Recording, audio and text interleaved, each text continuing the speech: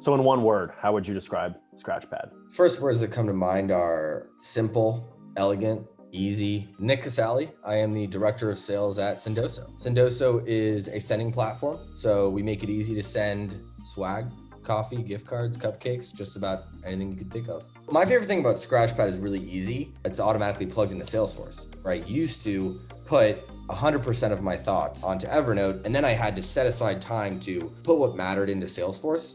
And now it's just sort of automatically happening, and it wasn't even something I had to learn or adapt to. It makes my life so much easier.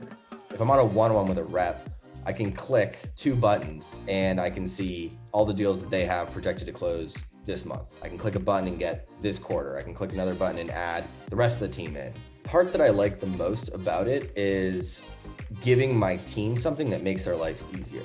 I think that anyone who hasn't used Scratchpad before is going to fall in love with the workflow of having your notes, your pipeline, your reminders available to you every time you open a new tab in Chrome. The workflow is just so much easier than whatever you're picturing.